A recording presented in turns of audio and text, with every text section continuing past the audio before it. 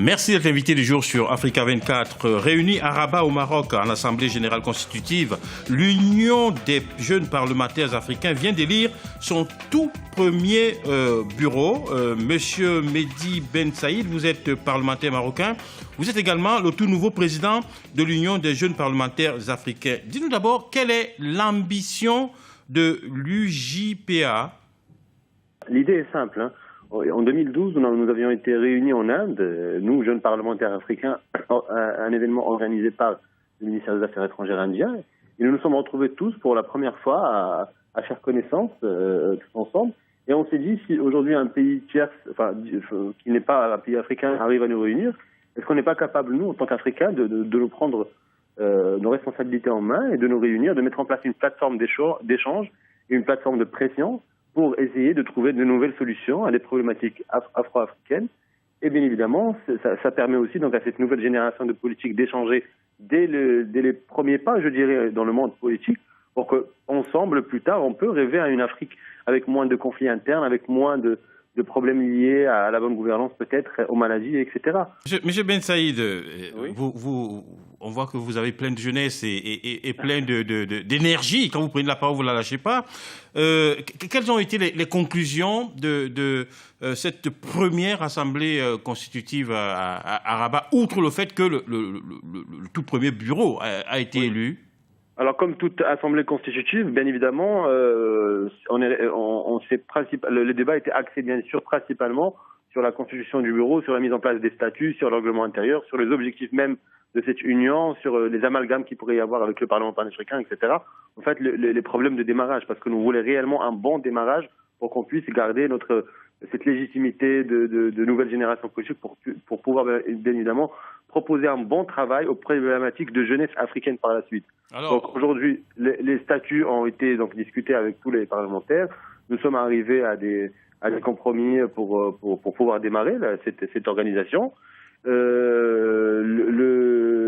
La prochaine étape, je dirais, c'est, comme je vous l'ai dit tout à l'heure, nous étions 27 nationalités représentées pour cette assemblée constitutive. Donc la prochaine étape, dans 6 mois peut-être ou un peu plus, c'est de réussir à réunir tous les parlements nationaux reconnus comme tels, notamment par les Nations Unies au niveau africain, donc pour la deuxième assemblée générale, pour la continuité de cette union, à savoir parce qu'on n'a pas encore mis en place les commissions et on n'a pas encore mis en place les sujets qui seront traités dans ces commissions, à savoir, mais bon, il y a des idées qui émergent, à savoir principalement s'axer sur les problématiques que touche la jeunesse africaine, bien évidemment le problème de l'emploi, mais pas que ça, des problèmes liés à la résolution des conflits, des problèmes liés ils sont effectivement nombreux les problèmes. Mais de quels moyens disposez-vous à l'UJPA justement pour permettre à ce jeune parlementaires africains non seulement de s'impliquer davantage dans les institutions nationales, mais également au niveau continental?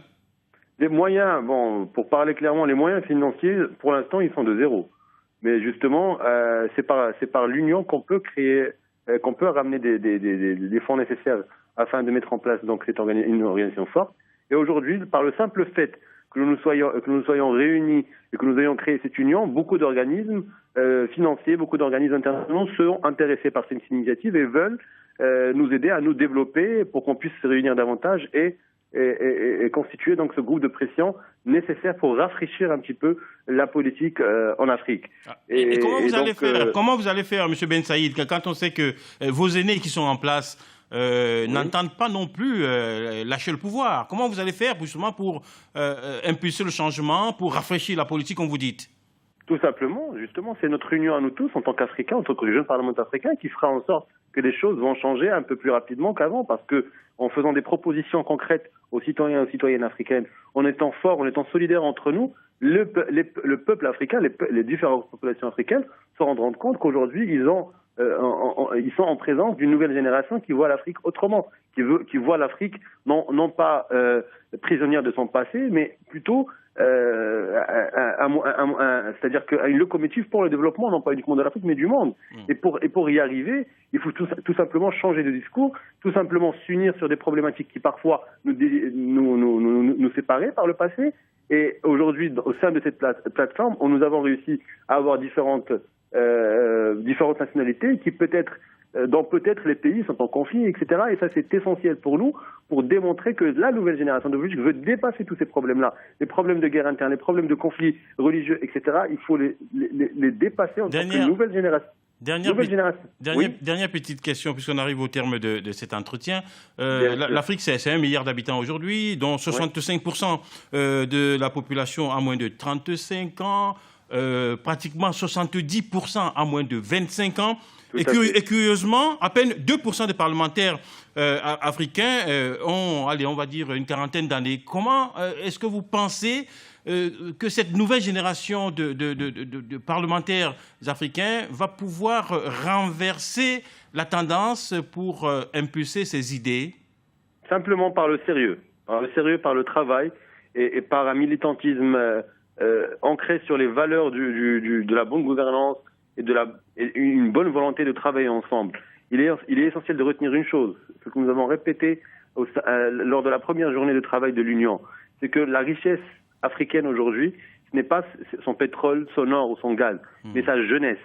Et si on le répète, je pense que nous allons avoir des politiques qui assumeront davantage leurs responsabilités. Et s'ils ne le font pas, nous assumerons leurs responsabilités à leur place et les mettrons sur le piédestal pour que la population choisisse la génération qu'il faut, les hommes et les femmes qu'il faut pour changer l'Afrique et qu'elle réponde aux ambitions, non pas uniquement de ces parlementaires qui sont réunis au sein de cette union, mais de toute une génération de jeunes et de moins jeunes aussi, qui en ont marre d'attendre des années, à chaque fois des promesses que l'Afrique aujourd'hui va se développer, etc. Ils veulent que l'Afrique se développe aujourd'hui. Merci et maintenant, beaucoup. Et c'est possible. Merci beaucoup.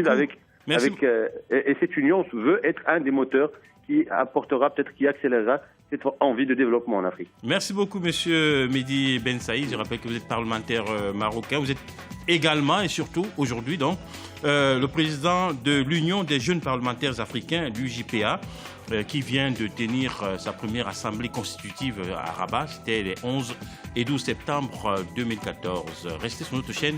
L'information continue sur Africa 24.